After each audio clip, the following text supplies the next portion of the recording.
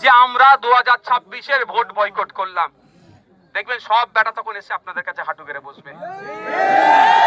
আর একটা কথা বলবো, আমি ব্যক্তিগত কারো বিরুদ্ধে বলতে পছন্দ করি না। এই একজন এসে বললেন যে মমতা ব্যানার্জি বিভিন্ন জায়গায় ছুটে যাচ্ছে, তারানগরে আসেনি কেন? তাকে নাকি কেউ একজন উত্তর দিয়েছে যে আমি এসে গেছি, হয়ে যাবে, তাই না? আমি এতটুকু তার মুখ থেকে শুনতে চাই যে তারানগরের মানুষের সাথে যেটা হচ্ছে অন্যায় হচ্ছে, দ্রুত এই কংক্রিটের বাঁধ নির্মাণ সরকারকে করতে হবে। এতটুকু কথা বলার সাহস আছে? বুঝতে পেরেছেন? এটা কি ভুল কথা? উনি শুধু এতটুকুই বলুক যে 2026 সালে নির্বাচনের আগে তারানগরের গঙ্গায় পদ্মা ভাঙন রোডের জন্য কংক্রিটের বাঁধের নির্মাণের কাজ করতে হবে, বাজেট বরাদ্দ করতে হবে, অর্থ বরাদ্দ করতে হবে, কাজ শুরু করতে হবে সরকারকে। এতটুকু বলার সাহস নেই, বললে যে হাফ মন্ত্রী আছে সেটাও কেড়ে নেবে। আমি ব্যক্তিগত আক্রমণকারীর পক্ষে নই।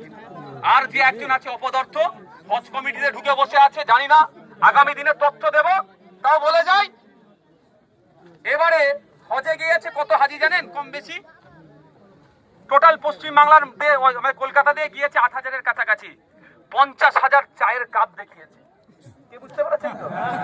চোর তো, ওরাই তো টাকা খাচ্ছে, সেই সব টাকাগুলো খাচ্ছে। হাজি গিয়েছে 8,000-এর মতো, আর 50,000 কাপ দেখিয়েছে। মানে বুঝতে পারছেন? মানজুরে বলে ও বেটারা, ওই তো এবার দায়িত্বে আছে, ওনার দপ্তর, মানে আমি উনাকে এখন বলবো। তো যারা হাজিদের চায়ের টাকা মেরে খায়, তারানগরের মানুষের পুনর্বাসনের টাকা মেরে খাবে না? বিশ্বাস হয় আমার? যারা কবরস্থানের শ্মশানের টাকা মেরে খেয়ে নেয়, তারা খাবে না? অপদার্থ কেন পার্লামেন্টে গিয়ে তারানগরের মানুষের কথা বলেনি? এটা তো আন্তর্জাতিক নদী, এটা তো কেন্দ্র সরকারের দায়ী আছে। তাহলে পার্লামেন্টে দাঁড়িয়ে মোদীকে প্রশ্ন করতে পারে না, অমিত শাহকে বলতে পারে না, যে সেন্ট্রালে যিনি মিনিস্টার আছেন তাকে বলার সাহস নেই? শুধু এখানে এসে বড় বড় কথা বলে। উনাকে আপনারা এমপি করে দিল্লিতে পাঠিয়েছেন, কেসের জন্য পাঠিয়েছেন। এই জন্যই পাঠিয়েছেন যে দিল্লির আইনসভার মধ্যে গিয়ে তারানগরের, শামশেরগঞ্জের, রঘুনাথগঞ্জের, আপনার রতুয়া, চাচলের মানুষ, ভুতনির মানুষ যে সমস্যার মধ্যে পড়ছে সেগুলো সমাধানের কথা বলার জন্য। একবারের জন্য অপদার্থটা বলেছে? আমি অপদার্থ